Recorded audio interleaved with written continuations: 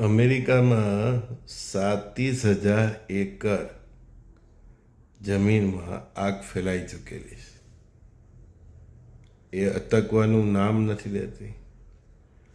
જાણે કે પ્રકૃતિ પોતાને જ આગ ચાંપી દીધી હોય ને એવી પરિસ્થિતિનું નિર્માણ કરેલું છે. જમીન હોય કે જંગલ, બસ જ્યાં જુએ તો આગ જ આગ છે. એ પરમાત્માની જે પ્રકૃતિ છે એનો શું ઇશારો છે? જ્યાં યુદ્ધ ચાલે છે ત્યાં આગ છે. રશિયા યુક્રેન, મિડલ ઇસ્ટમાં જ્યાં જોઈએ તો આગ છે. જ્યારે પ્રકૃતિ માનવ સભ્યતાનું પૂર્ણાહતિ કરતાં પહેલાં એને આગ ચાપતા પહેલાં જાણે પોતાને આગ ચાપી રહી છે. કેટલી ત્રાસી ગઈ છે આ પ્રકૃતિ, વિચાર કરો. જે ખુદનો પહેલો સંહાર કરી રહી છે, ખુદના બચ્ચાઓનો. કે જંગલોમાં આગ લાગે એટલે ત્યાં જંગલ પર નિર્ભીત દરેક પ્રાણીઓનો સ્વાહ થઈ જાય. પ્રકૃતિ ખુદ જાણે આત્મદાહ કરી રહી હોય એ રીતે અમેરિકામાં તાંડવ છે. અને 2020થી તમે જોઈએ કે તે એની 19,000થી તો જોઈએ તો ઓસ્ટ્રેલિયાની આગ હોય કે બસ પ્રકૃતિ ખુદ પહેલાંને પ્રથમ પોતાને જ જાણે આત્મદાહ કરી રહી છે. અને પછી એ આગ હવે મેદાનો પર આવી છે, ફરી પાછી એ જંગલોમાં આવી છે. એટલે કે પ્રકૃતિ પોતે જ પોતાને સ્વાહ કરી રહી છે. તો આપણું માનવ સભ્યતાનું શું થશે? વિચારો. ચિંતન કરે ને ભાઈ, તે જ માણસ. કુદરત તો બહુ ઇશારા કરતો હોય, આપણે સમજવું જોઈએ. કોઈ જગ્યાએ જ્વાળામુખી વિસ્ફોટ થઈ રહ્યો છે, વરસાદ એવો પડે જ કે કોઈ માપ નથી, ગરમી એટલું પડે જ કોઈ માપ નથી. અને આ વખતે આ તાંડવ કંઈ 1-2 વર્ષનો નથી. આ હજુ 2025 ચાલે ને ભાઈ. હજુ 8-9 વર્ષ આ તાંડવ ચાલવાનું છે પ્રકૃતિનું. ને પ્રકૃતિ જ્યાં ડિસ્ટર્બ થાય ત્યારે માનવ સભ્યતાના માનવોના મગજ પણ ડિસ્ટર્બ થાય. અને પછી 2 હાથે તાળી વાગે, એને તાંડવ કહેવાય. સમજ્યા? પ્રકૃતિ બહુ તાંડવ કરવાની છે. એમાં સૌથી વધારે જળ પ્રલય છે, જે હજુ એની તો બહુ શરૂઆત નથી થઈ. જુઓ, શાંતિ રાખો, ધીરજ ધરો. બાબા ભગવાનના ચરણ પકડી લો. પ્રકૃતિના ઇશારા જરાક પણ સાપ નથી. અમે રોજ તમારી આગળ ભોંપું વગાડીએ છીએ ને આવીને, આ તમને જગાવવા માટે આવે છે. તો પણ નથી જાગતા તો અમેરિકામાં તાંડવ જોઈ લો. રશિયા યુક્રેનના વોરમાં તો તમે નહીં જોવા ગયા ને. મિડલ ઇસ્ટને એ બધા લડાઈમાં તમે નથી જોવા ગયા ને. અમેરિકાનું જોઈ લો. કોઈના બાપને છોડતું નથી. લોસ એન્જલિસ બધા ફિલ્મ સ્ટારો મોડા બતાવીને પૈસા ભેગા કરે, પહેલાં એ લોકોના ઘરના બધા સાફ કરી લે.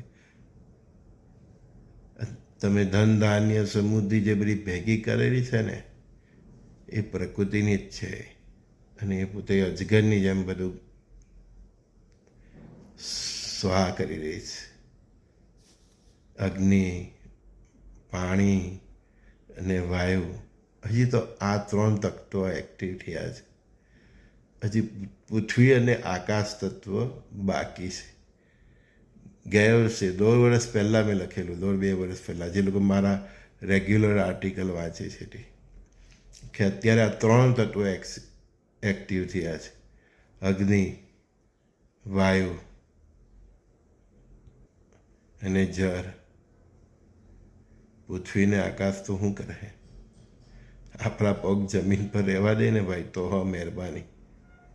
તો રોજ ઉઠો ને તો ધરતી માતાને પગે લાગવાનું ચાલુ કરી દો. ધરાવતો નથી. તમે આ બધું જોઈને પણ નથી સમજતા ને, એટલે તમારું ધ્યાન દોરું છું. તમારા બિઝનેસમાં, તમારા વેપારમાં, તમારી અય્યાસીમાં, તમારી મસ્તીમાં જે લોકો બહુ મશગુલ છે ને, તે લોકોની હાલત જુઓ. અમેરિકામાં, મિડલ ઇસ્ટની જુઓ, યુક્રેનની જુઓ.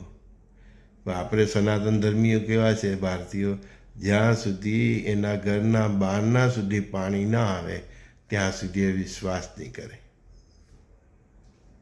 એ જ તકલીફ છે. દુનિયામાં થતી ઘટનાઓ અને ગ્રહોની ચાલ. કેટલા જાન્યુઆરીમાં મારો આ ત્રીજો વિડીયો હશે આ બાબતે, કે હજુ ઉત્તરાયણથી તો એ ગિયર પકડે, ફેબ્રુઆરીથી એ સેકન્ડ ગિયરમાં પડે, માર્ચમાં એનું થર્ડ ગિયર પડે, એપ્રિલમાં એનું ફોર્થ ગિયર પડે અને મેમાં ફિફ્થ. સમજા? બરાબર डांडिया बजावाना છે આપણા. डरने का नहीं, जिसने अच्छे कर्म किए हो. જે ભગવાનના ખોળામાં બેઠો છે ને એને ડરવાની જરૂર નથી. એ માતાના ખોળામાં બેઠો છે, પ્રકૃતિના ખોળામાં બેઠો છે. પણ એ પણ વિચાર કરી લો કે અગ્નિ તાંડવોમાં, જંગલોમાં જે આગ ફેલાતી જાય છે એમાં પ્રકૃતિ પહેલાં એના બાળકોને સ્વાહ કરી રહી છે. કેમ? કે એ લોકોને તમારા પર એ નોંધાણા છોડીને જવા માંગતી નથી. કારણ કે મોટે ભાગે પશુઓનું જીવન મનુષ્ય જાતિ પર હોય તો પહેલાં એ પોતાના બાળકોને સ્વાહ કરી રહી, કેમ કે એના બાળકોને તમારા માટે નોંધારા છોડી જવા માંગતી નથી. અને જ્યારે પ્રકૃતિ ખુદ આત્મદાહ કરતી હોય ને ભાઈ, નદી, સરોવર અને સમુદ્ર જ્યારે ખુદ એની મર્યાદા તોડતી હોય, પવન એની મર્યાદા તોડતી હોય, ત્યારે સમજી લેવાનું કે આગળ બહુ મોટું તોફાન માનવ જાતિ માટે આવી રહેલું છે. અને એને પછી ઋષિઓ, સંતો, અવધૂતો પણ ધ્યાનમાં બેસી જાય છે અને પરમાત્માના કાર્યમાં એ હસ્તક્ષેપ નથી કરતા. કારણ કે શિવ તાંડવ કરે ને ભાઈ, દ્વારકાધીશ બાંસુરી વગાડે ને ત્યારે બધા મંત્રમુગ્ધ થઈને કેવળ એની લીલા જ નિહાળે છે. સમજા? દરેકે પોતાના પુણ્ય, આત્મબળ અને સત્કર્મોથી જ આવનારી આ મુસીબતોમાંથી બહાર આવવાનું નીકળે છે. બાકી કોઈને જોવાનું નથી. પવન બહુ ફૂંકાતો હોય તો પોતાના માથા પરની ટોપી સંભાળે કે બાજુવાળાની, બે હાથે પકડો તો ટોપી ઉડી જવાની છે.